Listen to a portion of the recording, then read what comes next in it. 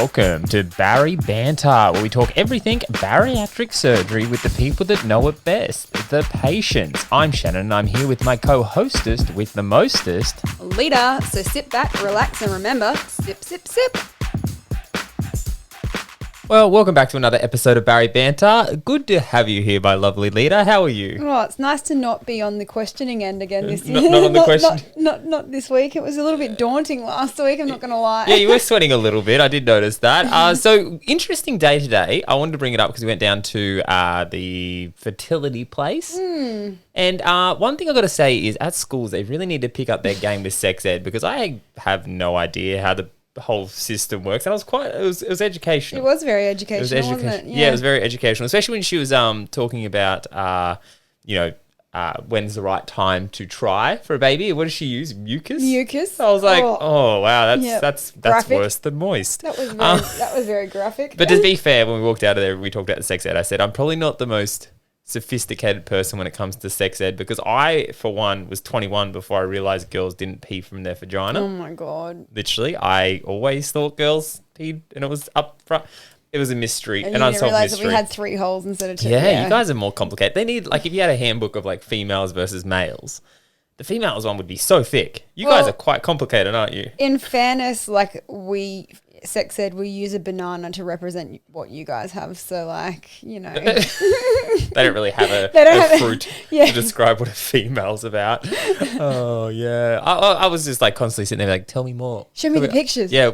Oh, when she brought the picture book out, that was wow. You know what I liked when she was saying about the sperm, because she was saying how like they can put a thing and they can choose the good sperm to then inject into the egg. I'm like, how do you decide which one's the good sperm? If its tail's wiggling more than the other ones. It's like, is there like one of the sperm like flexing?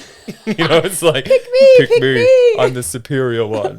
It's like, I vision in my head, like, it's like, imagine, it's like the worst popularity contest ever. I feel so sorry for our kids. Yeah. I've realised I'm not mature enough to go through this experience because every time she mentions like vagina, I still giggle. So, it was good though. I did enjoy it. We've got a good guest today because we actually brought up a hot topic. Hot topic is a new thing we're trying on the Instagram page about just things that I guess inquisitive, and there's mixed opinions on it. Yeah. And this week's was. You put it down, so it was about age. How young is too young to have bariatric surgery, and if that's a thing. And because over in WA at the moment, they're starting a whole teen program for bariatric patients, I guess. So essentially they're saying from the age of 14 or 15, you can start educating and working with dietitians and psychologists and that sort of thing. And if you fit the bill and if your parents consent, then they're starting to do patients as young as 15. So I guess we were just talking, and over in the States, the youngest person to have bariatric surgery was 2 years old. So we just opened up the topic to find out, what everybody thought about what if age should be taken into consideration and all that sort of thing. So yeah. Well, and our guest tonight, it was 17 when she had her. Yeah, sleeved at 17. Well, I don't know like if a that's movie. Sleeved at 17. So I think we'll do the introduction, bring her in, and just have a chat about it and try and see how different it was for a 17-year-old going through the process. Because how old were you when you had yours, Shan? Oh, geez. 31? No, you weren't. No, 3 years ago. I think I was 29. I forgot how old I was. I think I was 29 when I had mine. Just a little bit older than 17. Yeah, just a little bit. By a few years. Anyway. Maturity level was probably less then. But. So our guest tonight went under the knife at the age of 17. So that was back in 2013. She had a start weight of 130 kilos and she's managed to drop 50 kilos and is now living a happy and healthy lifestyle. Here to talk to us about her journey going through bariatric surgery as a teenager is Maddie Gardner. Hey, Maddie. Hey, Mads. How are you? Hi. Thank you for coming on. Thank you. Thank you for coming on. It's Thanks for having me. Absolute privilege. It was actually really good because Kel put down in the comments, just talk to Mads. She was young and she's been very successful because Mads is 8 years out now. Yeah, crazy. And clearly very successful. So I think it'd be a good person to kind of understand exactly what made it happen the way it happened for you. So leading off, I guess the first question we can ask you is the schooling, was it? Were you still at school when you had weight loss surgery, or had you finished school? No, so I would have been in year 12, but I decided to go and do a pre-apprenticeship at TAFE instead of Year 12 because I was pursuing what I wanted to do as a career, and I figured school didn't have anything to offer me that I hadn't already done, and my parents agreed if I wanted to be in the industry I wanted to be in, TAFE was a better option. So I had actually finished my 6 months of my TAFE course not long before I had my surgery. And I was working 2 part-time jobs as well as doing my schooling at TAFE. So I was essentially working full-time when I had my surgery. And how much were you at your biggest, like when you had your surgery? Well, I think my heaviest weight was closer to 140, but I was pretty terrified of the scales because I was only a kid still. Yeah, to be fair, that's understandable. Yeah, but the day of my surgery, I was 130 on the dot. Wow. 30 on the dot. And so before you left school to go to TAFE, how was your schooling, you know, being a bigger kid at school, how was that experience for you? It was absolute shit. Yeah. Tell it how it is. Not good. Don't sugarcoat it. No, school was pretty hellish for me, to be honest. I was always doing my best to be the happy kid and to do what I had to do to get through school. I had a couple of things that made it a little bit harder for me. My mum worked at my primary school, so thanks, Mum. You made that fun. And so I knew a lot of the teachers personally as well because they were friends with my mum and stuff like that. But I was a big kid my entire life. I don't ever remember being a normal size. I remember, I think the first time I remember being bullied at school was probably as early as Year 1 or Year 2 for my weight. Yeah, wow. So you were a bigger, or were you an overweight, like young kid as well? Like when did you start putting on the weight? Do you remember? Honestly, for a long time, I think people were like, oh, you know, she's just a chubby kid. Like eventually she'll lose the baby weight and stuff like that and she'll be normal. That never happened.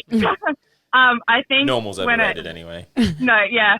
I think when it actually started to kind of, when I noticed that I was different to everyone else was maybe Year 5. So what's that, maybe 8? 9 or 10? Yeah, maybe even 8. I know I was young. I'd always been different to everyone else.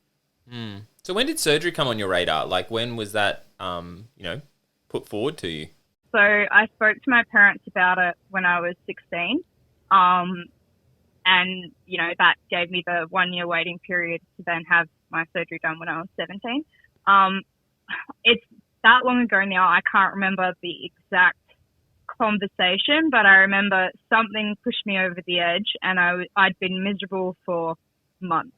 And it was always about being bullied and body image and not fitting in and being normal, but also I was repetitively injuring my body, and because I was so heavy it was really hard to recover. And I remember asking my parents about it, and a little backstory with that, my mum had a gastric band when I was probably 9, and her band was really successful. She actually had it for something ridiculous like 13 years. Wow. So she had it a lot longer than most people did. So I kind of knew that I wouldn't be dismissed asking questions like having gastric surgery. Yeah.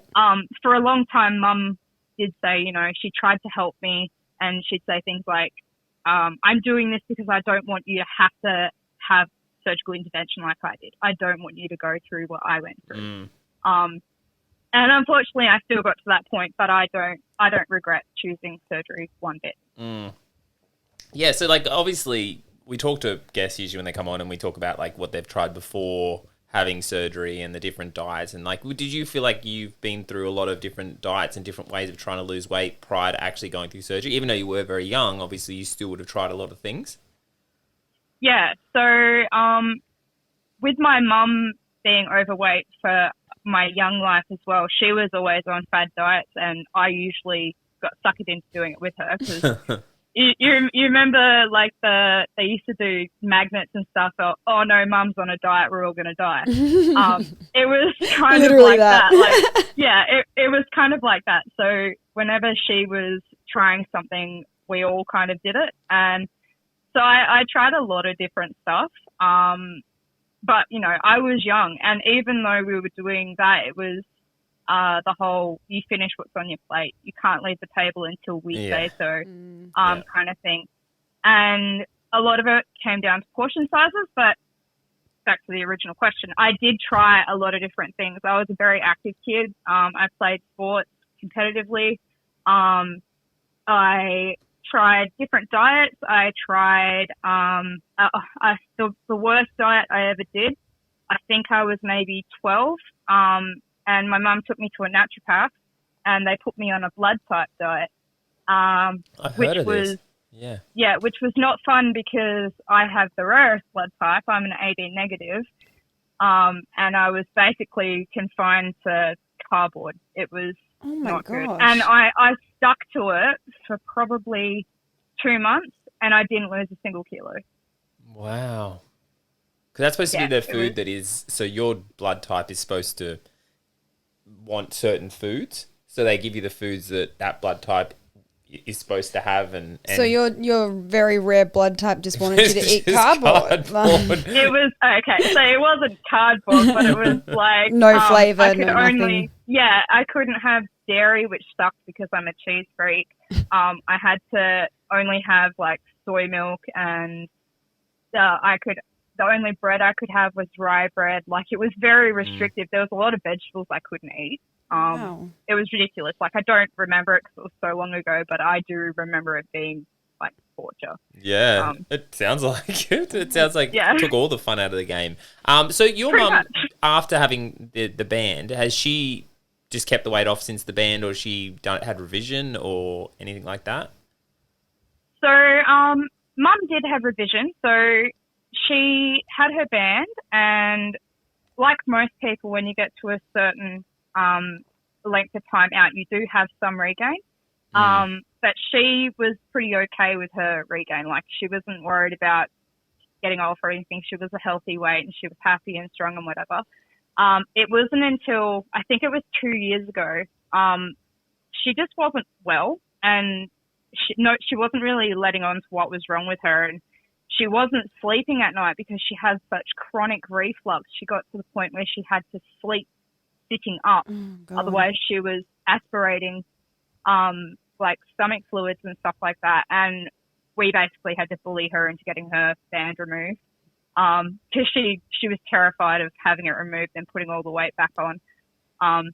In saying that, I couldn't tell you the figure of what she lost, but it was a lot. Like, I don't remember, but I know it was a lot of weight. It was you just saw your mum melt away. Significant. Yeah. And has she moved on to the sleeve or bypass, or has she just had the band taken out? And she had the band removed, and then I think she had to wait, I think it was 3 or 4 months, and then she had the bypass done. Because she had reflux, so that would make sense. Yeah. Yeah, but the reason she decided to get the bypass done was that she kind of freaked out after having the band removed because she was so used to restriction. For having that for so long and then not having any restriction at all, it scared her a bit. She did enjoy the period between the 2 surgeries, though, where she was like, oh, my God, I can eat bread. I haven't had bread in 15 years. Like, this is amazing. And then, she ended up having a bypass, and she's been happy as Larry ever since, basically. Lives a pretty normal life, and I think she still has to take Nexium, but apart from that, she's pretty good. Isn't that funny how you just said, like, your mum was like, oh, my God, she's so used to having a restriction that when they took the band out, there was no restriction. Like, I'm only just, like, coming up to 3 years out, and in my mind, I don't think that I have a restriction anymore. But imagine if you reversed it all and you could go back to eating what you used to eat. Like, you'd just be like, whoa, like, the restriction Well, that was real. Actually what scared me about, like, any other... Like, even with the bypass, like when they said it was reversible and stuff like that, I'm like, no, I want to have this restriction for life because I don't want to have the temptation to go back. I was the same. Yeah. Because for me, it's like, if you give me the options, I'm probably going to take the option because I have that self-sabotage mentality already built into who I am. So I was the same. I got offered to either have the band or the sleeve, and straight up I said, no, I don't want the band, because for me personally, I know that I have zero self-control, and I know that if given the option, I probably would have taken all the fluid out and been like, I just want to binge this week and take all the fluid out. I mean, my only saving grace would have been that I'm petrified of needles. So for them to inject the fluid and take the fluid out of your band, they've got to use a needle. So that would have been the only thing that would have stopped me from going in. But having said that, it probably would have stopped me from going in and getting a fill as well. So I would have, so the band is just not for me. Yeah. But it sounds like part of the reason why, not part, obviously you're successful because it was you, but like a lot of people say that, the argument on the social media post that we put up was that, from such a young age, as long as you've got the right education and the right support at home, you will be able to be successful. And I think by the sounds of it, obviously having your mum go through it all before you, do you think that played a massive part in the fact that you were so successful because your mum has been so supportive? Understood it on the level of she'd had it before. Oh, absolutely. It meant that I could bounce what I was feeling off of her, even though there was some things that she couldn't understand because it was a different surgery. It was very helpful to be able to talk to her about things and for her to explain things to me. And as well as the friends that she made through her gastric journey was, they were people that I could talk to if I didn't want to talk to mum. And that was the weird thing, because I was only 17. I didn't have anyone my own age to talk to, which was a little bit hard. I had friends. I had some really good friends when I had my surgery, but it was difficult to talk to them about what I was going through simply because they didn't understand. And the maturity level as well at 17, 18, you can talk to people now who haven't had surgery, and because we're a little bit older, you can sort of understand that, that's what you're going through. But being so young and being around people who might not be at that maturity level, it would be very hard to explain the whole process. Absolutely. It was, and I was never secretive about my surgery. I told the people close to me and stuff like that I was having it done, but I didn't like write on Facebook, I'm going in for gastric surgery and stuff like that. And part of it was the failure aspect of it. I didn't want people to go, it's not going to work. Once a fat kid, always a fat kid. Yeah.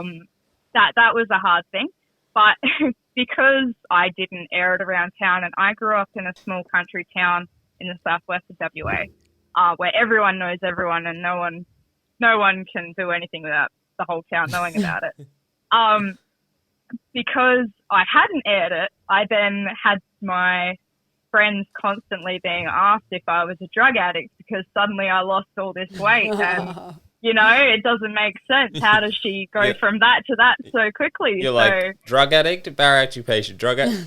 I'm a bariatric patient. But at the time, it wasn't like, in 2013, it really wasn't a super common thing for people to go out and get bariatric surgery. Like, it's a lot more common and a lot more talked about and understood now. Yeah.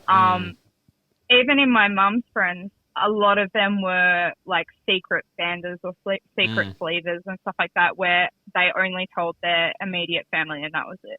Yeah, it would have been something the doctor wouldn't have taken lightly to give, especially back then, 13 years ago. These days, maybe it would be probably a little bit easier for 17-year-olds to get it done. But back then, obviously, you must have fallen into the category of, you're very eligible for this. Like, did they put down your weight gain to your portions and stuff? Is that kind of why they decided it was the right option for you? Yeah, so a big one was definitely the portion sizes. And the fact that although when I had blood tests done, I read as quite a healthy young person, like my bloods were normal, I was in a decent health, apart from, iron issues. It was things like I had extremely irregular periods. They could not be monitored at all, because sometimes it would be like 6 months before I'd have one. And it was stuff like that made them realize, okay, she's actually not very healthy, regardless of all the exercise she does and all the things I was trying to do to help myself by eating better and whatever. It was how much I was eating, and it was emotional eating. And, you know, if I had a bad day, my first job was in a deli. So I would go to the deli near my house to go to work. And while I was at work, I'd buy $10 worth of lollies, and I'd eat the lollies while I was working. And sometimes it was more than that. Sometimes there was a pie in the pie warmer at the end of the night. So I'd have that for my dinner, and then I'd go home and have dinner with my family as well. There was a lot of boredom eating, emotional eating. And yeah, it was mainly portion sizes, but I think the main reason why my surgeon did kind of go for it with me as well was the fact that I approached the topic. It was never pushed onto me. Yeah. I approached the topic with my parents, and then I think we went to my GP and sat down with my GP and said, you know, I want to do this. Would this be suitable for me? Would I fit the criteria? And he basically said, I've been wanting to say this to you for a while. And then the surgeon that I had was actually my mum's surgeon as well. So she trusted him with her daughter's life. So, you know, that was a big one, was that I had the same surgeon as my mum. And he actually did both of her bariatric surgeries. Yeah. How did you find when you first had the restriction put in? Did you find it hard to mentally process that you couldn't eat? Because you obviously had a real relationship with food. So, or was it just went bang, you felt comfortable with the restriction and you knew that it was eventually going to get you to where you wanted to be? It actually took a couple of mistakes of having too much and being violently ill for me to realize that shit. This is real. Yeah. Yeah. It was bizarre. Like, I obviously knew what I had done, and I was understanding of the procedure and understanding of what I had to do afterwards, but I didn't have to do pre-op. I don't know if it was just because back then pre-op was optional unless your liver was at risk and stuff like that. I didn't have to do any kind of pre-op apart from fasting the day before my diet. They do keyhole with you? Keyhole? Yep, keyhole. Okay. Yep. That's interesting. Yep. Yeah, I think I have five stars, 5 or 6. But yeah, keyhole, no pre-op. Apart from with no pre-op, I was urged to try and lose a little bit of weight myself before the surgery, which I managed to do. I think I lost maybe 5 or 10 kilos. No actual pre-op diet and restrictions until the fasting the day before my surgery. So you went from literally like eating everything that you've ever wanted to waking up one day and be like, oh crap, this is real. Like, well, she was saying she had to learn the hard way. And like I did it as well, where you eat too much and you're like, uh-oh, here it comes again. Yeah, no, exactly. And I actually remember in hospital, like my recovery was a little bit rough simply because that was the first big surgery I'd ever had. I'd had tonsils removed and wisdom teeth before that. And then this surgery, I just didn't react very well to the anesthetic. I was quite sick when I woke up. And then, just the morphine, I was very groggy and very angry and wasn't very nice to my parents when they were trying to help me.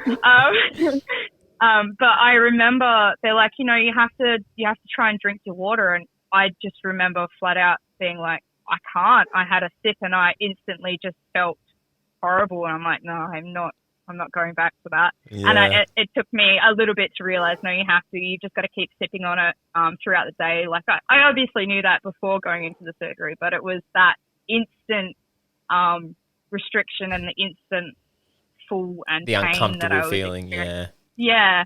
And I think I was in hospital for 4 days for my recovery. Trying to make sure I was meeting my liquids was the hardest part. Like my first 3 weeks were not fun. It was the lack of energy, and it wasn't until I discovered hydrolyte isopoles that I started feeling alive. Wow. Yeah. Because hydration's a key part to it too. Because I noticed I wasn't drinking enough water when I started getting really bad head spins and stuff. Yeah. So like the dehydration was making me like every time I got up, blood pressure and different things. I was getting head spins, and then that's when my surgeon was like, oh, you need to just step up your water and stuff like that. So leading into surgery, did your surgeon or your doctor make you do any sort of like psych evaluations or anything like that because you were of a younger age? Like, did they try and set you up for the mental side of it as well?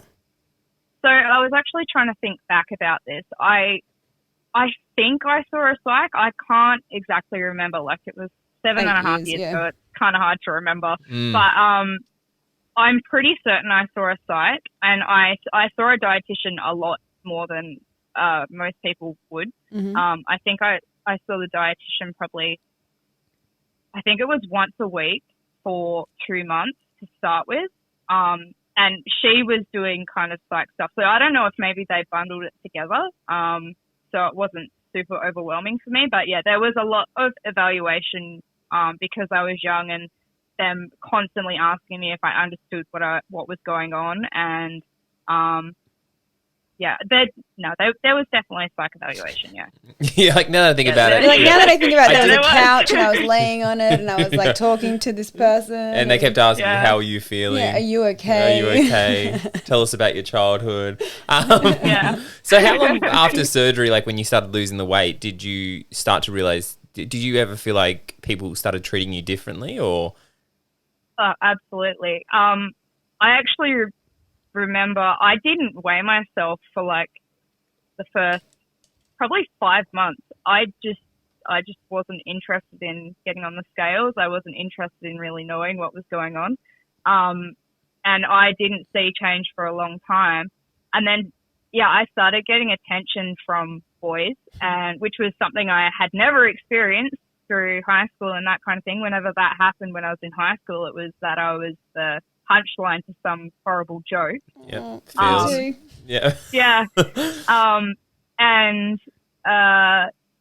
I remember I was actually at the Speedway because I grew up around racing. I was at the Speedway with my brother, and we walked past the bar, and this guy called out to me, and my brother's like, oh, that dude's talking to you. Do you know him? I was like, nah. So he's like, oh, go talk to him then. And I was like, okay. Go on and talk to this dude, and I was just like, why are you talking to me? I don't understand what's going on. And it was just really confusing to suddenly have attention. But from strangers, it was kind of okay. From people that I went to school with, it really pissed me off because there was people that used to bully the crap out of me. And then, even like when I first started losing weight, or like a year or even 2 years later, they'd slide into my DMs and be like, how come we never hung out when we were younger? I'm like, dude, you bullied me. Yeah, because you're an asshole. Yeah, so it was stuff like that. That really triggered me when people that used to make my life hell decided they wanted to be part of my life simply because I looked different. Based on your appearance. Differently. Yeah. I was a weird kid in high school to try and counteract. No, I was. Well, I don't remember who it was. Not quite, okay. But I don't remember who it was, but I remember watching one of the episodes and someone said, there's the duff, the designated ugly fat friend. Yep. And I didn't even quite fit that quota, so I tried to be the funny one, and I just made it ass of myself all the time. I ended up just being the weird kid because nobody understood my sense of humor, or there'd just be like the awkward silence after every time you said something. Everything was followed by like no one laughed. You're like, did yeah, no? Yeah, or I'd be like, okay, cool, and then just walk away.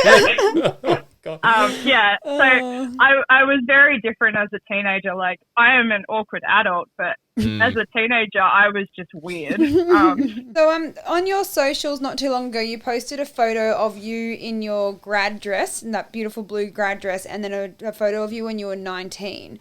And you were saying that even though looking at the pictures, people would assume that you looked healthier in the 19-year-old self.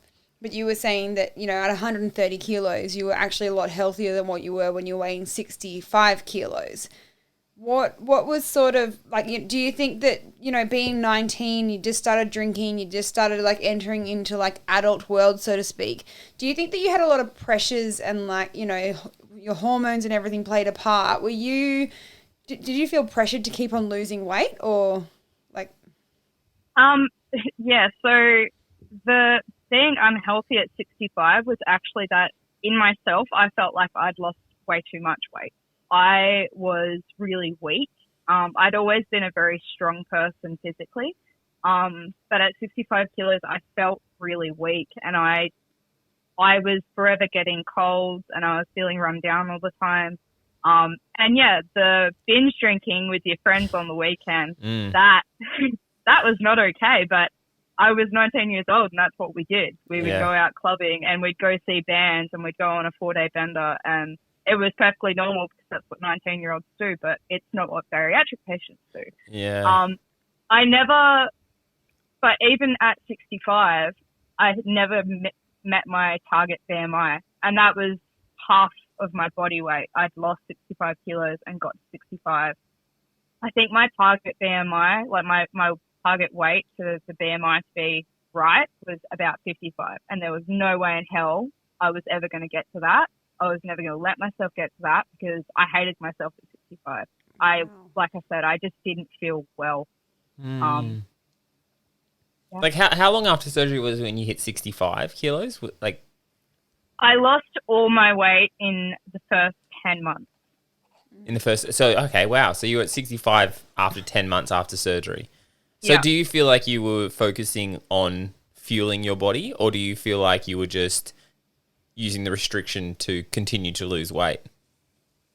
I was actually never even focused on a number or anything like that. I just kept losing weight, and it was just how it was. But I'd also started working in the mining industry, and the first job I had was as a trade assistant. So I was running up and down like 10 or 12 flights of stairs easily 15 times a day, going to and from the job I was working on. So I was doing a lot of exercise, and I still wasn't eating very much.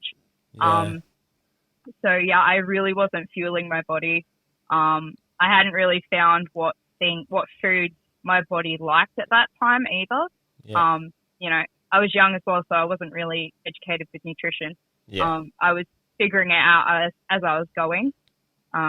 And working at the mines as well, you've got a mess that you eat at, don't you? Like you have a big food hall, or like is that this like at the camps at the mines? And so you weren't necessarily choosing the food that you were eating. It was just sort of like you'd choose the best of what was served to you. Is that right?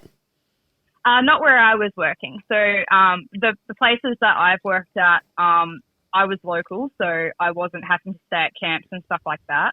And I was mainly working shutdowns on that first job. So we provided our own food, unless we had like a crew barbecue or something like that. Because it's one of those things when you're talking about getting to your like 65 kilos, it's something I feel like I was talking to your dietitian about the other day, how we can get addicted to losing weight. Because it's kind of like that reward sense in your brain is still being activated to be like, you know, because you never had that. You've always been the bigger person, then you lose weight and then you can't find that thing of turning it off. Because I know personally, it was always like to lose weight, you exercise a lot, you ate less. Yeah. You know, and then when you have a restriction, you continue to do that indefinitely. Yeah. And then you got to get to that point like I did. I got to a point where I was like, I was losing muscle and I was feeling weaker purely because I was exercising so much and still eating a weight loss diet. Yeah. And I had to come to that point where it was like, okay, I need to start fueling my body because at the moment it's just eating itself. And someone said that to me, and like, you know, my muscles were starting to dwindle and I was getting to that point where I was eating away at my muscles. Do you feel like you got addicted to, you know, the feeling of losing weight? Because it's really, I know it is addictive because like you would have been as a kid, people being like, oh, wow, you look great. You know what I mean? Like you look fantastic. And you get addicted to that, you know, that validation. And the validation, yeah. Do you feel like that happened to you? Initially, no. It was actually after, like, I think 2 or 3 years post-op after I regained the weight that I wanted to regain in muscle to feel better, I then regained some more weight from, like, hormonal medications and stuff like that just didn't really agree with me. It was after that I kind of became obsessed with weight loss because I couldn't shift it. And it became one of those things where I was starving myself by, you know, I was eating as little as possible, but still kind of feeling satisfied because I I had the restriction. But then I was working 12-hour days in a really physical job and then coming home and going for a run or going for a walk or whatever. That's kind of when it started for me, was years down the track. Initially, it wasn't on my mind. Wow, so like years down the track, okay, because usually it's that first year and, everyone goes through the process of like 2 years out, you usually get to your rock bottom and then it's an unrealistic weight because you're just pretty much eating your body, like your body's just melting away, and then you do that little bit of bounce back and then, but you're saying 2 years down the track, a few years down the track, that's when you got that whole pushing forward. Wow, that's interesting. Because you wouldn't think the restriction would It's be a bit as backwards. big as it used to. Yeah, because the restriction would have eased by then. Like I know personally now it's double what it was when we originally, like the restriction isn't as much. Yeah. So that's crazy. Did you find too though that, like you mentioned BMI before, has this, and in your form that you filled out before the podcast, you mentioned BMI a few times. Is this something that's played it big? I feel like you've got a bit of like a trigger point with the word, like the letters BMI. Like, does this play a massive part of your like weight loss journey, this whole BMI thing? Yeah, absolutely. I get really, really triggered when people talk about BMI. Even now, like if I go to the doctor about something, the doctor I'm with now, she knows never to mention it. But previous doctors, they're like, "Oh, you're overweight by your BMI," and I'm like, "Excuse me." She's sitting there crunching her Please. knuckles, like. Yeah, I'm like, "Excuse me, no." At the moment, I feel perfectly satisfied in my weight and my body and my lifestyle, and I'm a healthy person. Don't come at me with that BMI bullshit because it's not going to happen. It's one of those things. Yeah, Somebody's it is. getting a bit triggered. BMI was always one of those things that doctors always talked about that I never understood because, you can look at someone who is, I'm not very tall. I'm 6'4". So Did you say you're not 6 foot tall? Did you say you're not very tall? You're 6'4". 5 foot tall? 5 foot. You said 6'4", and I was like, "You're taller than me." 6'4". Oh my god, I'm 5'4". Oh, okay, that's not very about. tall. Yeah. I'm like, who are you hanging out with? Giants? Like, yeah, basketball friends. Yeah. So because I'm not very tall as well, shorter people carry their weight differently, and I am very bottom heavy. Like my legs, I've always had really strong, really big legs, and they're quite muscly. And when doctors especially would talk about BMI and they're like, you're not in a healthy BMI range. I'm like, yeah, but do you realize how much muscle I carry? I need this, and I don't feel comfortable with you talking to me about needing to lose weight when I have had significant weight loss. Yeah.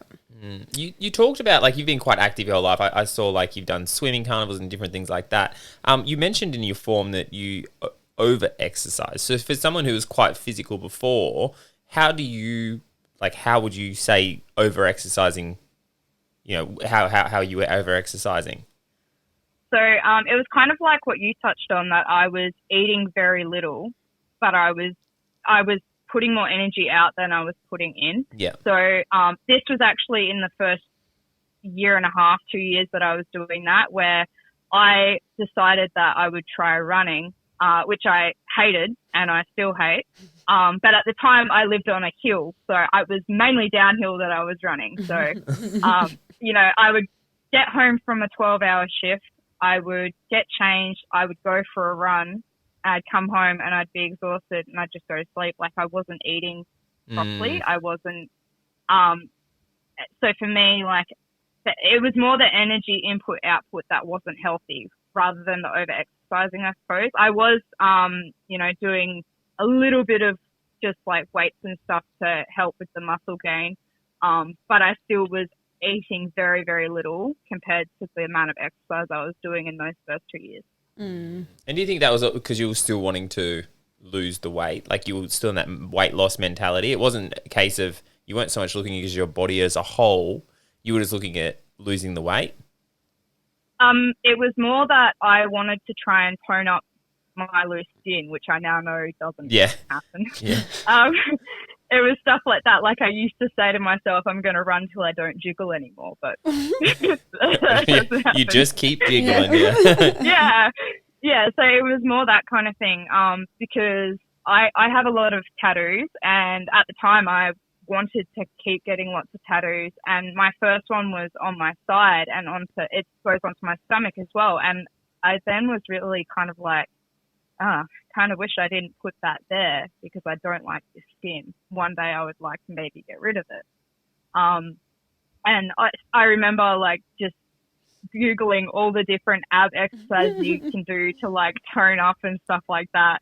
And I'd follow it for a couple months and be like, that's a load of crap. That did absolutely nothing. It just made me hurt. Like That's it. It just hurt my body. So yeah.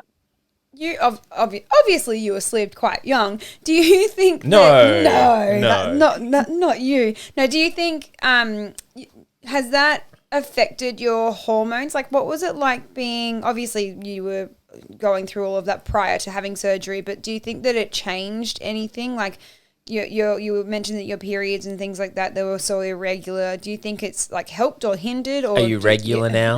That's a really weird question to ask, but yeah. Especially coming from you. Yeah. Like, yeah, do you think that it sort of helped you or hindered you, or do you think anything's changed because of the surgery? Yeah, it did. It definitely helped me have like a normal kind of cycle and stuff like that. And I do remember, I can't remember exactly what it was, but I had some sort of hormone test probably a year after surgery. I had it before surgery as well, and it was completely different. It was like two different people. Wow. That my hormones were what they should be for someone my age. And it was just like, I think they were saying something about, you know, the unhealthy body changes hormones to try and cope with it. So I think it was that I had too much, it might have been too much testosterone or something when I was overweight, which made the estrogen levels lower and stuff like that. Wow. So it was a chemical imbalance in your body. One thing that I'm learning at the moment is that the body is just bloody it's incredible. phenomenal. Like the things that it can do, or the things especially that, and the then female one, tries it's very to temperamental. tries to counteract things by doing other things, which then puts something. Oh, it's just too much. I can't. No wonder girls are always stressed. Your body's like a big factory, and it's constantly it doesn't know what it wants. Yeah, it's like, oh no, too much of this in there. We'll just give this side effect, and you're like, oh, damn it. Crazy. Yeah. So do you feel like having it, you know, before your 20s, it's affected your 20s, having bariatric surgery? Would you say the pros outweigh the cons when it comes to what you can and can't do? Pros definitely outweigh the cons. I 100% believe that if I didn't have my surgery when I did, I probably wouldn't have even had it now. Like, knowing what I know now, if I would have it. But what I mean was I had the courage to do it when I was younger. I don't think I would have had the courage later on if I didn't do it then. And part of me, I think, doing it was I was always that person that loved to prove people wrong. Yeah. It was the whole, they said I couldn't, so I did. Yep. And it was stuff like that. And I actually think it was my older brother. He didn't think I'd go through with the surgery.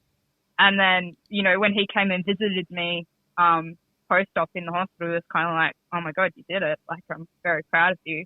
But I mean, I had it like through my 20s and that it was, I guess, normal like everyone else, except for when I'd meet new people, if I was eating or drinking around them, you know, they're like, oh, you're a bit weird. And I'd explain it to them, and most people, they're like, oh, I don't understand. Okay, no worries. And you're still weird, but that makes sense. Yeah.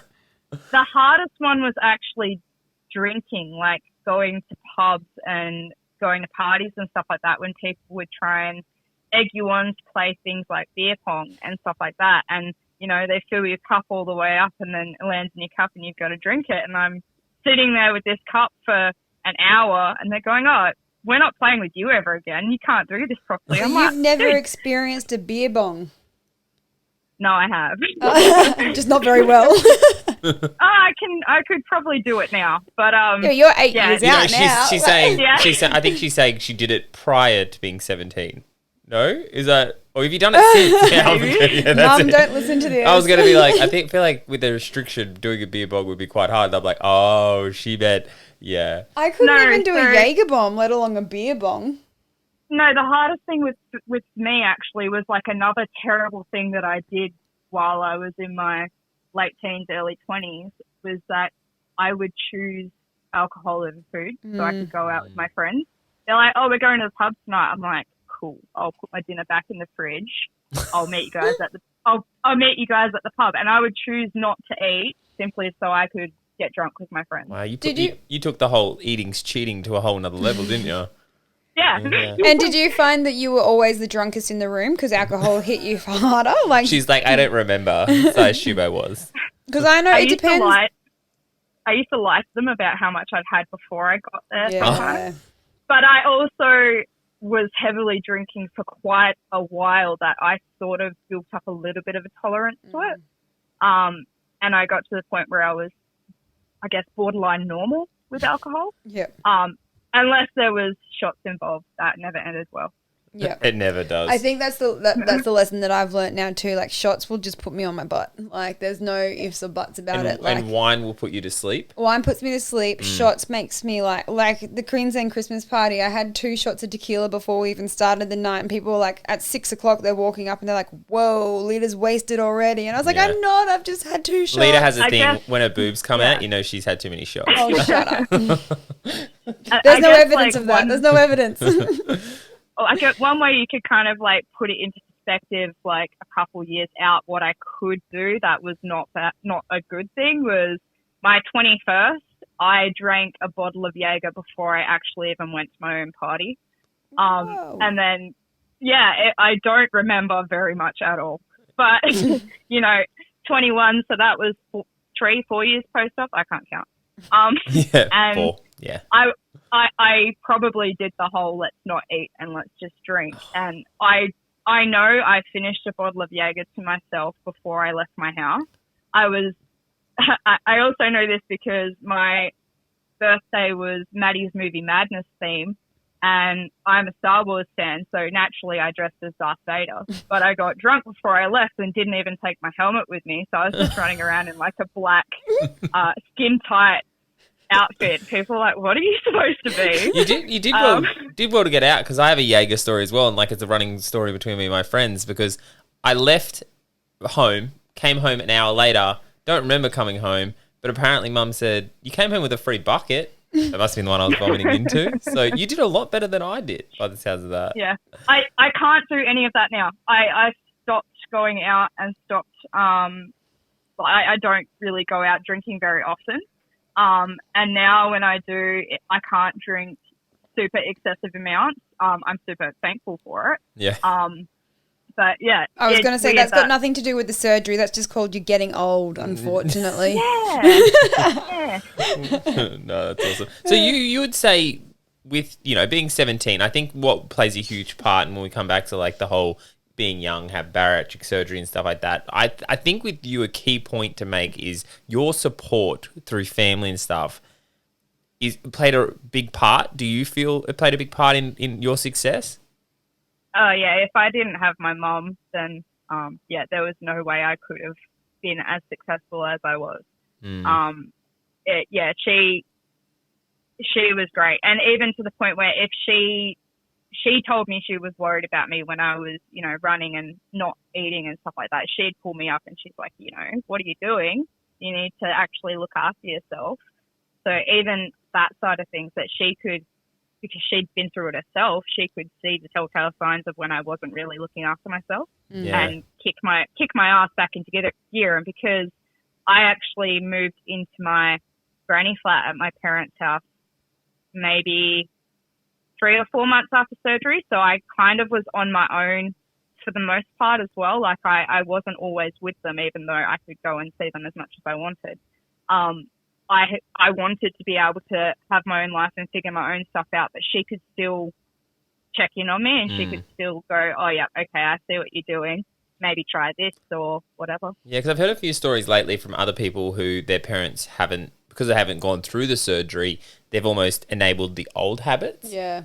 So I think having your mum go through it, she was enforcing the new habits and, pushing you down the right line, where it's sometimes hard, especially even not parents, even partners, when they haven't had the surgery and they don't understand it, then they are still doing the old habits. And then like one case that I heard was where, they were almost saying, no, but you do like this, you know, and almost like it was, like you need encouraging. This is what you like. Don't tell me you don't want this because you do like this. I know that you like this, so just have the glass of Coke, have the ice cream, have this because you'd like this. That's actually one thing I did want to talk about was because I started dating after my surgery and I fell into relationships and that kind of thing. That was a really difficult one. Was that I'd be dating someone and they would want to spend like 2 or 3 days just sitting watching Netflix and binge eating popcorn and lollies and stuff, and I always did to be with them. Being with people who didn't understand it or weren't supportive of it was really, really difficult. Even 3, 4, 5 years down the track, that was really hard because I still have restriction now. I still eat small portions, but I can graze like there's no tomorrow. And full disclosure, me and my mum are the worst for it. Like I go and visit her on a weekend and we'll sit there and we'll drink and we'll eat cheese all day. Like we still have an emotional attachment to food and we still love food. It's not great, and I am trying to learn better ways of going about things, but the relationship side of it, that was really difficult. Even just with housemates, living with other people who didn't particularly want to understand. That was another one. It was like they did know what was going on, but they either didn't care or they didn't want to understand it. When you're living with other people and they're like, oh, we're going to have pizza tonight, we're going to have KFC tomorrow, we're going to do this, we're going to do that. Like that was kind of hard. Yeah. I think it also plays into like with the leader last week when we were talking about you don't want to let people down or you don't want to be that person that stands out from the crowd to a degree. So like you sitting there and being like, oh, you guys can have pizza, I'm going to do this. It's really hard when you are in a position like, I know I'm the same. Like I do a lot of things because I don't want to disappoint people. So even when it comes to food, you don't want to be that person that says, no, I'm just going to have this salad or I'm going to have this over here rather than the pizza, because you don't want to be that person that's like, oh, party pooper. Yeah. You know what I mean? So in saying that, like you were just saying that unless you have the support around you, it can be quite difficult. I guess this is kind of a hard question for you to answer, but would you recommend bariatric surgery to younger people, like, 17 and younger, if they didn't have, like, you had your mum there to help you, support you, and you said that was obviously the best thing, but if are you an advocate for bariatric surgery for young kids? In all honesty, it's a bit of a loaded question. No. Sorry. I don't think anyone younger than 17 should have bariatric surgery, because even though I had people that I could see what they'd done and I had my mum to bounce stuff off of and people I could talk to and learn stuff, it's still just a very confusing time that I hadn't fully gone through puberty when I had my surgery. I was still growing and I was still changing as a person. And I think younger than that, it's probably going to be really difficult to feel normal. Because I think you really have to take the educational and like, because my surgeon jumped on your post and was saying, and I think you can't break everyone into just one little category, because I think like me as a 17-year-old probably wouldn't have educated myself as much as Maddie, did, because like me as 17, I was too busy looking at Pokemon cards. I didn't care about like food and nutrition and blah blah blah. That's for boring old people. But for me, I wouldn't have, I guess, taken it as seriously, and that's why I always talk about like my little brother, because he's 17, and I'm just like, he's not ready because he's me at 17. He's 19 now, but Oh, is he? He's 19. Jeez, time flies. But I look at him even at 19, and I'm like, he's not ready because he's not ready to make those changes. He's not ready to understand and be willing. He would be one of those people who went into it and just went, had the surgery, it's going to be successful because it's weight loss surgery. And yes, he would originally lose that weight, but he wouldn't make the changes in order to make it 8 years successful. But I think Mads just like brought up a very good point too, though. Like when you go through your early 20s, you are living in share houses. You are working, part-time jobs. You're living like this party lifestyle, and it would be so hard because you're still developing who you are as a person. If you didn't have that full support around you, and if you didn't like, I know that I gave into peer pressure so easily. Enablers. Like it wouldn't be unless you were really well educated from an early age. But still, you're going to want to try that Jaeger bomb. You're going to want to try and eat the 1 kilo steak. You know what I mean? Like you're going to go through your adolescence and early 20s wanting to do all the things. And it would just be so hard if you weren't in the right environment. Yeah, I think it's one of those categories we're not going to sit here and be like, this is the right, this is the wrong. No, not at all. I think it purely just comes down to if you have the right support and if you're willing at that point in life where you can be educated and take it seriously, because it's not a diet. Like, it's not a diet. It is life-changing surgery. But it could, like, there are people that I've heard of there was a 14-year-old that was done on the sunny coast, and he has been homeschooled for like the last however long. Like, I don't think he's ever really gone to a normal school because he was 14 years old and he was overweight and he was being bullied at school, and that was really affecting him mentally. And just he would come in like he had ended up getting bariatric surgery, which is how I knew that one of the youngest ages was 14. But that can be life-changing for him because he is so much younger. As long as his family's there to support him, he might actually get a chance of being an inverted commas, like a normal teenager. Yeah, and it's one of those things too, like so many people that I've met and I've talked to, they've always said, I wish I could have done it younger. I wish I had it done that at your age so I wouldn't have struggled for as long as I did. And that was another reason why my surgeon was so pro-surgery to me, was that they were the kinds of things that I talked about. I wanted to be able to have a normal life and to have kids and to be able to do all the fun, crazy things that you do as you're in your early 20s. Like, I could go skydiving, I could go to theme parks, I could do all those amazing fun things that I simply would not have been able to do before. And one of my biggest driving factors as well, how I touched on that, it took me a while to get into the industry that I work in, was I purely believe that I started trying to get an apprenticeship when I was in year 10. I reckon it came down to my weight, because even when it would have been probably 2 months before I had my surgery when I was 17, there was 3 jobs that I came second to getting. I was told that I was second in line to getting these apprenticeships, and they couldn't give me a reason as to why I didn't get it. They simply chose the other applicant over me. But I 100% believe it was because of my weight, because I was more risky compared to the other person. It's funny that you say about how you thought that, you didn't get the position because of your weight, because like literally today when we went into the fertility clinic, we'd obviously told her, the nurse that we were talking to, that, I'd lost 60 kilos, Shannon had lost 90 kilos, and she was like, oh my God, like blown away by it.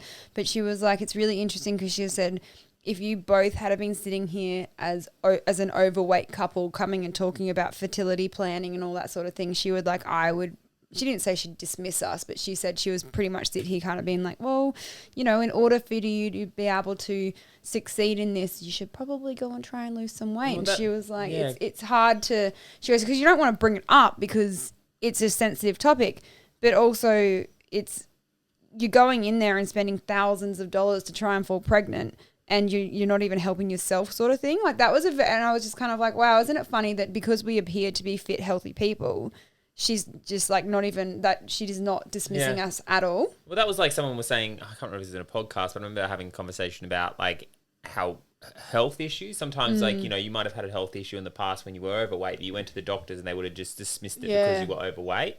And I'm like, that's probably really true, because a lot of things that like would have got wrote off for me in the past would have been like, oh, if you just lose some weight, you know, that'll clear that up. I'm like, I have a broken leg. Just lose some weight. It'll go away. Trust me. That actually happened to me. No, it did. I think I would have been 16. And I've always been an extremely clumsy person. And I fell down a set of they were like chairs kind of things, but it was like a staircase in our hall at school. And I was at the top and I slipped and I fell and my ankle rolled underneath the weight of me. And I bounced down these stairs laughing the entire time as I'm tumbling and bouncing. And the forward momentum, I got to the bottom and I landed on my feet and I kind of took a step too far and my foot curled up underneath me and I put all my weight onto my ankle. And I actually tore almost every tendon off the bone. Oh my God. But when I went to, like, I obviously went to the, I think I went to the doctor and they sent me to the ER in our closest town to get x-rays and stuff like that. I remember that they said I should have had surgery on the tendons, but they wouldn't do it because I was so overweight and my feet are really flat.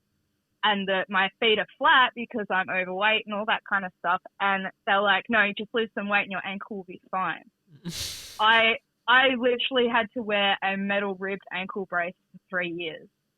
And after losing weight, it did feel a lot better because there wasn't so much pressure on it. But it's never been the same because it was never operated on. It was never so instead of having surgery, they're like, just lose some weight. I mean, we should probably operate on that. But you know what? We're just going to call you fat and tell you to lose some weight.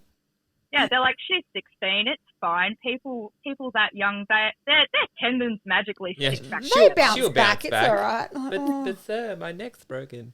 No, it is. So if you could sit here and give one piece of advice to either 17-year-old you or someone just setting off on this journey, what would be the one piece of advice that you would give to them?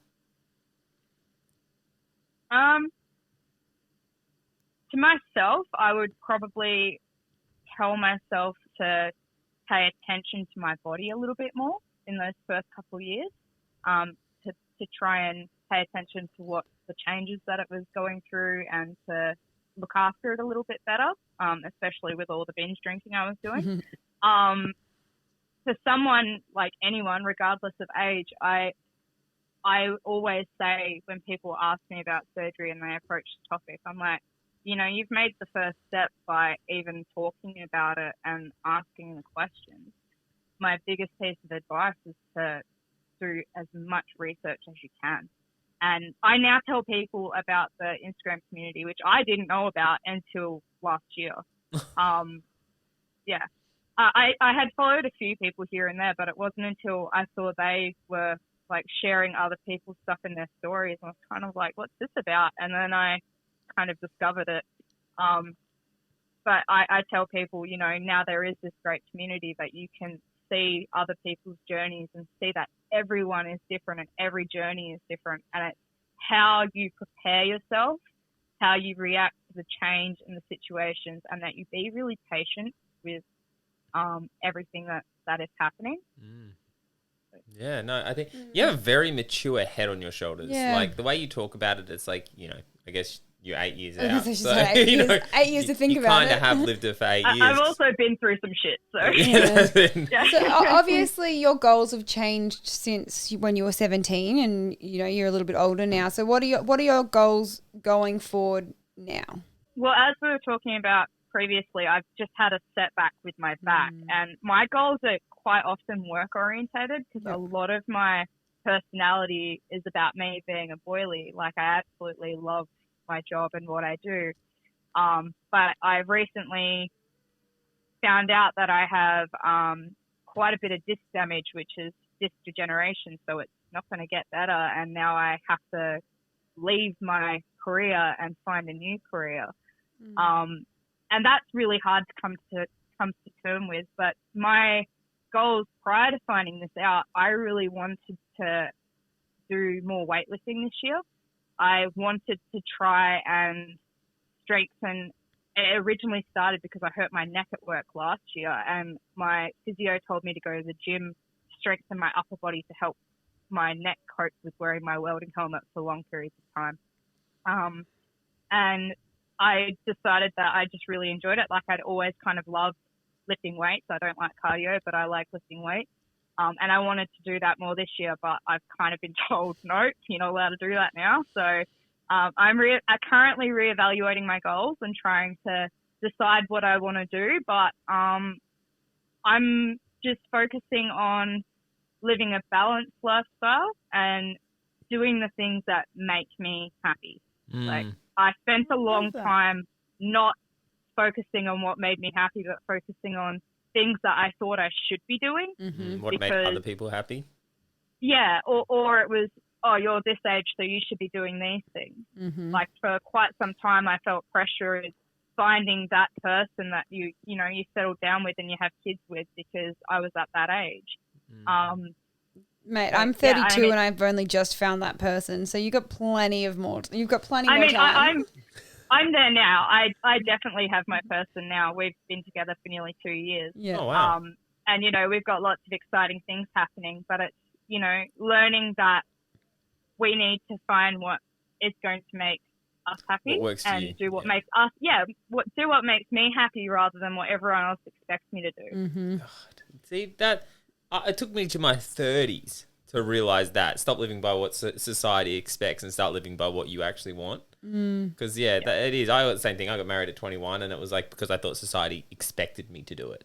That's what we do. And then we get the white picket fence and we have the kids and you know what I mean? And that's everyone's idea of successful. When in real world, we're all so different. Everyone's different. We can't have the same book. We can't go down the same lines because we don't work the same. So... Yeah. You definitely have a very level head on you, that's for sure. Yeah, and I think that's probably what... Anxiety does that to you. Overthink everything, and eventually you'll work it all out. Yeah, it's funny, like, there's all the memes about it that, like, coronavirus didn't affect people with anxiety all that much because we've been ready for an event that like this for quite some time. We knew that something was going to happen. Like, and we thought of all those worst case scenarios. No, it sucks for everyone. I'm joking. No, totally though. You're like already overthinking things, so it's kind of like, it was inevitable. I saw a meme today and it was like a little tiny thin book and it was like what the situation actually is, and then it was like the book was then turned into like this massive book and it was like what you how you're overthinking it, and it was like, it's so true, relevant. That's what we all do. well Maddie, thank you so much for coming on and sitting down with us. You've been an absolute gem. Lots of knowledge, and I think what we can come back to with the whole age thing is, Maddie's a very mature person, taken the steps, had a very good support network around her, and that's what's made her successful. It wasn't a case of she had a new tool and did the same things. She actually took the steps to took the time and change educated yourself, and Well, any words of advice? Any parting words of advice? Don't do drugs. Don't binge drink. No, I'll go with my life motto, which is take time, move forward. Regardless of the situation, you've got to take the time to understand what's going on, to appreciate what's going on, and then you figure out how to move forward from there, good or bad. Love it. Well, guys, if you do want to support Bari Banter, feel free to chuck us a follow. And make sure you show the guests some love. Tell them that you saw the episode, and if anything stands out to you, tell them you saw it. That's what it's all about. Support each other. We're in this together. Anyway, that's another episode of Bari Banter. Why, yes, that is another episode of Bari Banter in the books. We hope you got a little something from that one. Head on over to Facebook or Instagram and check us out, or go to baribanter.com where you can watch past episodes, give us feedback, and let us know who you want to hear from next. We love you all, and as always, please stay beautiful.